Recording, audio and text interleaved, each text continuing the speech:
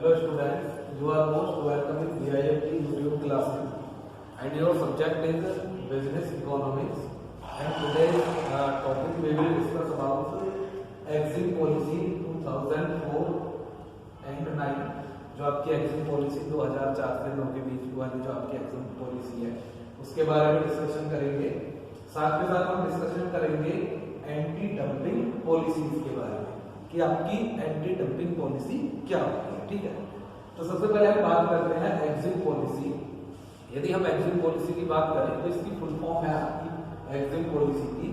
Export import policy. Exim policy की जो full form है वो है आपकी एक्सपोर्ट इंपोर्ट पॉलिसी। ये इससे पहले भी आपकी बहुत सारी एक्सिम पॉलिसी बनी थी 2004 और 9 से पहले भी, जो कि आपका इन 5 ईयर बनती है जो आपकी ये एक्सिम पॉलिसी है। आज की यदि हम डेट की बात करें तो इसका एक्सिम पॉलिसी का नाम बदल कर लो आपका फॉरेन ट्रेड पॉलिसी इसका नाम हो गया है। ठीक है, अब जो ये पॉलिसी जानी जाती है ये एक्सिम पॉलिसी के नाम से नहीं जानी जाती, ये पॉलिसी जो जानी जाती है आपकी वो जानी जाती है फॉरेन ट्रेड पॉलिसी। ठीक है, अब जब हम एक्सिम पॉलिसी 2004 और 9 की बात करते हैं, एक्सिम पॉलिसी 2004 और 9 की बात करते हैं तो ये बेसिकली जो पॉलिसी आपकी बनी थी वो यूपीए गवर्नमेंट में बनी थी। यूपीए गवर्नमेंट जिसे हम इंडिया के अंदर क्या कह देते हैं कांग्रेस। ठीक है, जो कांग्रेस के जितने भी इसके अलायंस थे, जो भी सहयोगी दल थे, ठीक है, जब भी आपकी यूपीए गवर्नमेंट में थी 2004 से 9 के बीच में गवर्नमेंट में थी तो उन्होंने नई एक्सिम पॉलिसी 2004 और 9 उन्होंने बनाई और उसका नाम जो है बदलकर आपका फॉरेन ट्रेड पॉलिसी उन्होंने उस पॉलिसी का नाम रख दिया। ठीक है, अब यदि हम इस पॉलिसी की बात करें तो जो उस टाइम के फॉर्मर आपके कॉमर्स एंड इंडस्ट्री मिनिस्टर थे, फॉर्मर कॉमर्स और इंडस्ट्री मिनिस्टर आपके मिस्टर कमलनाथ थे। ठीक है, जो कि कुछ टाइम पहले आपके जो एमपी है उसके सीएम भी थे। ठीक है, तो जो कमलनाथ थे उस टाइम पर कॉमर्स एंड इंडस्ट्रियल मिनिस्टर्स थे, तो उन्होंने इस पॉलिसी को जो आपकी है 31 अगस्त 2004 में 31 अगस्त 2004 में इस पॉलिसी को अनाउंस किया और इसका नाम पॉलिसी का एक्सिम पॉलिसी से हटाकर इस पॉलिसी का नाम उन्होंने रख दिया आपका फॉरेन ट्रेड पॉलिसी, जो कि आज की डेट में फॉरेन ट्रेड पॉलिसी के नाम से आपकी जानी जाती है। अब हम इसमें आगे बात करें एक्सिम पॉलिसी की। बेसिकली जो आपका एक्सिम पॉलिसी 2004 से 9 थी उसका मेन मोटिव क्या था कि भाई जो भी हम एक्सपोर्ट या इंपोर्ट करते हैं तो उसमें जो हमारा एक्सपोर्ट की परसेंटेज है, ठीक है, इंपोर्ट की नहीं, जो हमारी एक्सपोर्ट की परसेंटेज है हम उसे 2004 से लेकर 2009 तक जो है हम उसे वहां पर डबल करेंगे। ये इस पॉलिसी का मेन ऑब्जेक्टिव था कि जो भी हमारा एक्सपोर्ट रेट है हम उस एक्सपोर्ट रेट को जो है वहां पर डबल कर देंगे। जैसे इसमें लिखा हुआ है कि जो आपकी मर्केंटाइज आपकी ट्रेड है, ठीक है, तो हमें क्या करना है कि वो 1.5% बाय 2009 फ्रॉम 0.7%, यानी कि 0.7% से हमें ये 2000 से 2009 के बीच में 1.5% को यहाँ पर कर देते हैं। ठीक है, इसी के साथ साथ यदि हम एक्सिम पॉलिसी 2004 की बात करें तो उनका मेन मोटिव क्या था कि भाई ज्यादा से ज्यादा एम्प्लॉयमेंट प्रोवाइड कराना, ज्यादा से ज्यादा एंटरप्रेन्योर ओपन कराना, ज्यादा से ज्यादा लोग अपनी इंडस्ट्री लगाएं, ज्यादा से ज्यादा लोगों को वो वहां पर एम्प्लॉयमेंट प्रोवाइड करें। साथ के साथ आपका भाई अर्बन एरिया में तो ऑलरेडी एग्जिस्ट होती है हमारी जो इंडस्ट्रीज होती हैं, साथ के साथ की जो सेमी अर्बन एरिया है उनमें भी ज्यादा से ज्यादा इंडस्ट्री लगाई जाए, साथ के साथ जो आपके रूरल एरिया है उसमें भी ज्यादा से ज्यादा इंडस्ट्रीज को हम एस्टैब्लिश कर सकें। ठीक है, उसके बाद उन्होंने इस पॉलिसी में क्या करा, इसमें लिखा हुआ है कि exporters of all goods and services including those from domestic tariff area DTA were exempted for service tax.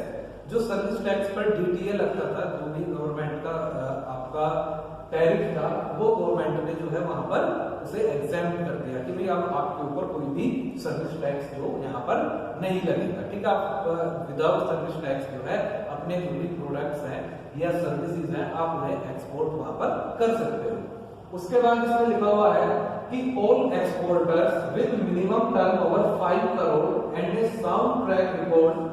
Have been exempted from furnishing bank guarantee. यदि कोई भी एक्सपोर्टर है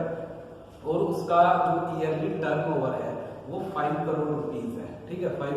करोड़ रुपीस मीन्स 5 करोड़ रुपए पर ईयर का उसका टर्नओवर है, तो उसे क्या है कि उसे कोई बैंक गारंटी वहां पर नहीं देनी पड़ेगी। उसे बैंक गारंटी से उसे वहां पर उन्होंने एग्जेम्प्ट कर दिया कि आप चाहे जो भी आप लोन ले सकते हो बैंक से, लेकिन आपको जो है वहां पर किसी गारंटर की रिक्वायरमेंट नहीं पड़ेगी।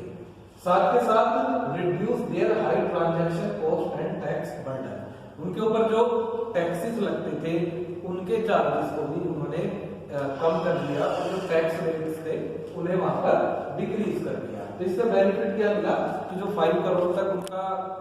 अपना टर्नओवर था कि किसी भी एक्सपोर्टर का, तो उसे बैंक गारंटी की रिक्वायरमेंट नहीं थी। साथ के साथ में जो डीटीए लगता था, डोमेस्टिक टैरिफ आपका एरिया जो होता है वो उसे छूट मिली उन्हें उससे, ठीक है, और साथ के साथ जो अदर टैक्स बर्डन्स थे उनसे उन्हें कहीं ना कहीं एग्जेम्प्ट किया गया, ठीक है, और साथ के साथ जो बेसिकली आपके सेमी अर्बन एरिया थे और जो आपके रूरल एरिया थे वहां पर ज्यादा से ज्यादा लोगों को छूट वहां पर दी गई, ठीक है। तो ये तो बात की हमारी एग्जिम पॉलिसी 2004-9, जो कि बाद में इसका नाम जल्दी चेंज करके क्या कर दिया था, फॉरेन ट्रेड पॉलिसी। अब हम बात करते हैं कि भाई बेसिकली जो आपकी एग्जिम पॉलिसी थी, ठीक है, उसके आपके क्या क्या ऑब्जेक्टिव्स थे, ठीक है। मेनली जितनी भी हमारी एग्जिम पॉलिसी बनी है उनमें दो चीजों पर सबसे ज्यादा मेन फोकस था कि पहला कि ज्यादा से ज्यादा हमारा एक्सपोर्ट हो ना कि इंपोर्ट हो, ठीक है। दूसरा हमारा सबसे ज्यादा फोकस क्या रहता था कि भाई जो हमारा जो इकोनॉमिक ग्रोथ है, ठीक है, वो हमारा तेजी से हो, इकोनॉमिक ग्रोथ हमारी ज्यादा तेजी से वहां पर होनी चाहिए, ठीक है। अब यदि हम पहले पॉइंट की बात करते हैं तो इसमें लिखा हुआ है to accelerate the economy from low level of economic activities to high level of economic activities by making it a globally. पहला ऑब्जेक्टिव क्या था कि भाई हमें जो हमारी इकोनॉमिक एक्टिविटीज है, ठीक है, या जो हमारी इकोनॉमिक ग्रोथ है, हमें उसे जो है जहां पर भी है या जिस भी लोग पॉइंट पर है वहां से जो है अपनी इकोनॉमी को हमें तेजी से बूस्टअप करना है, ठीक है, तेजी से उसे हमें बढ़ाना है, ठीक है, और साथ के साथ तेजी से बढ़ाने के साथ साथ जो है हमें अपनी इकोनॉमी को जो है ग्लोबली करना है, हमें अपने आप को जो है एज अ ग्लोबली प्रेजेंट करना है कि जब कहीं पर वर्ल्ड इकोनॉमी की बात आए तो वर्ल्ड इकोनॉमी के अंदर किसका नाम आए, वर्ल्ड इकोनॉमी के अंदर जो है वहां पर इंडिया का नाम वहां पर आए कि भाई हाँ इंडिया की इकोनॉमी है। यदि हम आज की बात करें तो इंडिया की जो इकोनॉमी है वो टॉप 5 या 6 इकोनॉमीज में आती है ऑल ओवर द वर्ल्ड। यदि हम ऑल ओवर द वर्ल्ड की बात करें तो हमारी इकोनॉमी 5th या 6th नंबर पर आज की डेट में आती है, ठीक है। सेकंड इसका ऑब्जेक्टिव था to stimulate sustained economic growth by providing access to essential raw materials and essential आपका इसमें लिखा हुआ है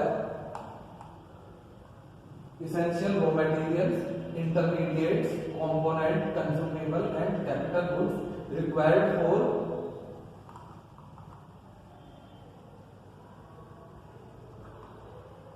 ठीक है, साथ के साथ उसमें एक फोकस क्या था कि भाई हमें सस्टेनेबल इकोनॉमिक ग्रोथ करनी है, ठीक है। सस्टेनेबल इकोनॉमिक ग्रोथ करने का मतलब क्या है कि जितने भी हमारे एक्सपोर्टर्स हैं, ठीक है, जितने भी हमारे एक्सपोर्टर्स हैं जो कि अपना जो भी प्रोडक्ट्स हैं वो बाहर की कंट्री के अंदर एक्सपोर्ट करते हैं, तो उन्हें टाइमली या एक प्रॉपर रेट पर हमारा मेन मोटिव क्या था, उन्हें रॉ मटेरियल मिले, साथ के साथ जितने भी फैक्टर ऑफ प्रोडक्शंस हैं हम उन्हें इजीली अवेलेबल कराएं, जिससे कि क्या वो ज्यादा से ज्यादा मोटिवेट होकर ज्यादा से ज्यादा चीजों को प्रमोट करके ज्यादा से ज्यादा जो आपका एक्सपोर्ट को अदर कंट्रीज के अंदर करें। तो ये इसका आपका था सेकंड ऑब्जेक्टिव। यदि थर्ड ऑब्जेक्टिव की बात करें तो थर्ड ऑब्जेक्टिव क्या था कि to enhance the technological strength and efficiency of Indian agriculture industry and services, thereby improving their competitiveness. अब यदि हम एक्सपोर्ट की बात करते हैं तो हम जितना भी एक्सपोर्ट करते हैं उसमें से एक बहुत ज्यादा जो परसेंटेज होती है वो आपकी एग्रीकल्चर प्रोडक्ट्स की होती है, ठीक है। जैसे आपका राइस हुआ, टी हुई, आपकी चाय हुई, जूट हुई, कपास हुई, ठीक है। तो उसका एक बहुत बड़ी परसेंटेज जो है एक्सपोर्ट के अंदर हमारे जो एग्रीकल्चर प्रोडक्ट्स होते हैं उनकी होती है, ठीक है। साथ के साथ हमारी आईटी इंडस्ट्रीज है, हमारी मैन्युफैक्चरिंग इंडस्ट्रीज है। तो इस पॉलिसी में एक ऑब्जेक्टिव ये रखा गया कि भाई हम सबसे पहले जो भी है पर्टिकुलर सेक्टर्स है जिनके बिहाफ पर जो आपका ज्यादा से ज्यादा एक्सपोर्ट होता है हम उन्हें प्रमोट करें। यदि हम एग्रीकल्चर की बात भी करें तो एग्रीकल्चर के अंदर हम ऐसी टेक्निक्स लाएं, ऐसी टेक्नोलॉजी लाएं, ऐसी मशीन्स लाएं जिससे कि क्या कम से कम लैंड पर हम ज्यादा से ज्यादा कल्टीवेशन वहां पर कर सकें। दूसरा कि हम अपनी टेक्नोलॉजीज को इम्प्रूव करें जिससे कि हम टेक्नोलॉजीज या जो हमारे आईटी सेक्टर की सर्विसेज हैं उन्हें भी हम ज्यादा से ज्यादा जो है दूसरे कंट्री को प्रोवाइड करा सकें। तो उससे बेसिकली क्या होगा कि हमारा जो इकोनॉमिक ग्रोथ लेवल है वो कहीं ना कहीं हमारा इकोनॉमिक ग्रोथ लेवल उससे हाई होगा, ठीक है। हाई होगा तो इट मीन्स क्या है, यही हमारा वो आपका मेन ऑब्जेक्टिव रहता है, ठीक है। नेक्स्ट है टू जनरेट न्यू एम्प्लॉयमेंट, ठीक है। भाई इकोनॉमिक ग्रोथ हमें करना है, ज्यादा से ज्यादा एक्सपोर्ट भी करना है, लेकिन हमें साथ के साथ जो है न्यू एम्प्लॉयमेंट भी जनरेट करना है। इसलिए गवर्नमेंट ने क्या फोकस किया कि जितने भी सेमी अर्बन है या जितने भी आपके रूरल एरियाज है वहां पर भी कि भाई ज्यादा से ज्यादा इंडस्ट्रीज को स्टैब्लिश करो, ज्यादा से ज्यादा इंडस्ट्रीज का आप वहां पर सेटअप करो जिससे कि क्या है लोगों को वो खुद भी एम्प्लॉयड हो और साथ के साथ जो वो अदर पीपल्स को भी वहां पर एम्प्लॉयड करते चले, उन्हें रोजगार देकर वो वहां पर चले। नेक्स्ट है opportunities and encourage the increment of internationally accepted standards of quality. Next क्या था कि भाई जब हम एक्सपोर्ट की बात करते हैं दूसरे कंट्रीज में अपना प्रोडक्ट बेचते हैं तो बहुत सारे कंट्रीज क्या होते हैं, जैसे आपने आईएसओ का नाम सुना होगा, ठीक है। बहुत सारे आपके क्वालिटी स्टैंडर्ड्स हैं जो कि उन क्वालिटी स्टैंडर्ड्स को फॉलो करके ही आपके प्रोडक्ट को परचेज करते हैं। तो यहाँ पर क्या था कि भाई हमारे जितने भी एक्सपोर्टर हैं उन्हें ज्यादा से ज्यादा जो भी आपके इंटरनेशनल आपके स्टैंडर्ड्स हैं, क्वालिटी स्टैंडर्ड्स, उनके बारे में लोगों को जो हमारे एक्सपोर्टर्स हैं अवेयर कराना, उनके प्रोडक्ट की क्वालिटी को ज्यादा से ज्यादा इंप्रूव कराना, क्योंकि जब भी वो पर्टिकुलर प्रोडक्ट जो है आपके फॉरेन मार्केट के अंदर सर्वाइव कर सकता है, अदरवाइज आपको कहीं ना कहीं उसमें आपको डिफिकल्टीज फेस करनी पड़ती है, ठीक है। नेक्स्ट है to provide quality consumer product at reasonable price. यदि हम एक्सपोर्ट की भी बात करते हैं तो चाहे हम दूसरी कंट्री में अपना प्रोडक्ट सेल आउट करते हो तो हमें वहां पर भी एक बेटर क्वालिटी का प्रोडक्ट एक रीजनेबल प्राइस में हमें प्रोवाइड कराना पड़ेगा। अब यदि हम इंडिया की बात करें तो बहुत सारी इंडियन मोबाइल कंपनीज थी वो फेल हो गई। फॉरनर जितनी भी मोबाइल कंपनी आई उन्होंने क्या कहा, उनसे कम चीप रेट पर कम क्वालिटी पर हमें मोबाइल फोन प्रोवाइड कराए। तो आप उसका उसी का फैक्ट आप देख सकते हो कि यदि हम इंडियन मार्केट की बात करें तो 90+% जो लोगों के पास मोबाइल फोन्स हैं वो आपके अदर कंट्रीज की जो कंपनी है उनके फोन्स आपके पास वहां पर मिलेंगे। चाहे सैमसंग की बात कर लो, चाहे रियलमी की कर लो, आप वो बात कर सकते हो, चाहे रेडमी की आप बात कर सकते हो, ओप्पो की बात कर सकते हो आप। तो सारे क्या है, सारे के सारे आपके क्या है, आपकी मल्टीनेशनल कॉर्पोरेशन है जो कि दूसरे कंट्री से बनकर प्रोडक्ट आए, ठीक है, दूसरे कंट्रीज के वो आपके प्रोडक्ट है, ठीक है। अब नेक्स्ट आता है आपका एंटी डंपिंग पॉलिसीज कि भाई एंटी डंपिंग पॉलिसीज क्या होती है। बेसिकली जब हम एंटी डंपिंग पॉलिसी की बात करते हैं तो जो एंटी डंपिंग पॉलिसी जो होती है वो जो सपोज करो इंडियन कंट्री है, ठीक है, इंडिया के अंदर जो अदर कंट्रीज से प्रोडक्ट आते हैं हम उनके ऊपर एंटी डंपिंग ड्यूटी लगाते हैं। अब हम एंटी डंपिंग ड्यूटी को क्यों लगाते हैं, हमारा मेन मोटिव क्या होता है कि भाई हमें अपने डोमेस्टिक मार्केट को या जो हमारी अपनी डोमेस्टिक इंडस्ट्रीज है हमें उन्हें प्रोटेक्ट करना है। नहीं तो क्या होगा कि बाहर हमारी कोई डोमेस्टिक कंट्री उसी प्रोडक्ट को 12 रुपए में सेल आउट कर रही है, बाहर से वो प्रोडक्ट जो है एक्सपोर्ट एक्सपोर्ट इंपोर्ट करके हमारे कंट्री में आया, वो आपको 9 रुपए में मिल रहा है, 10 रुपए में मिल रहा है, तो उस केस में क्या होगा, जब 9 या 10 में मिलेगा तो कहीं ना कहीं जो हमारी डोमेस्टिक कंट्रीज हैं जो उस प्रोडक्ट को प्रोड्यूस करती हैं, उनके लिए कहीं ना कहीं वहां पर दिक्कतें होंगी। तो बेसिकली गवर्नमेंट क्या करती है कि जब गवर्नमेंट को लगता है कि किसी भी प्रोडक्ट की वजह से हमारी जो डोमेस्टिक फर्म है उनके ऊपर इफेक्ट पड़ रहा है, तो गवर्नमेंट उस पर्टिकुलर प्रोडक्ट के ऊपर एंटी डंपिंग ड्यूटीज वहां पर लगा देती है। जैसे चाइना से बहुत सारे प्रोडक्ट आते हैं जो कि एक चीप रेट पर आते हैं, तो गवर्नमेंट उसमें भी क्या करती है, वो टाइम टू टाइम उन प्रोडक्ट्स के ऊपर आपकी एंटी डंपिंग ड्यूटीज लगा देती है, जिससे कि हमारे अपने जो डोमेस्टिक फर्म्स हैं या जो भी हमारी डोमेस्टिक इंडस्ट्रीज हैं उन्हें प्रोटेक्ट किया जा सके। ये नहीं है कि भाई हमें तो सीधा सीधा बेनिफिट होगा कंज्यूमर्स की, लेकिन जो हमारी इंडस्ट्रीज हैं उनके ऊपर उस चीज का जो है बहुत ज्यादा इफेक्ट पड़ेगा। साथ के साथ इंडस्ट्री बंद होगी तो जो आपका एम्प्लॉयमेंट है या जो एम्प्लॉयमेंट लेवल है वो भी आपका कहीं ना कहीं वहां पर डिक्रीज हो जाएगा, वो भी आपका कहीं ना कहीं वहां पर कम हो जाएगा।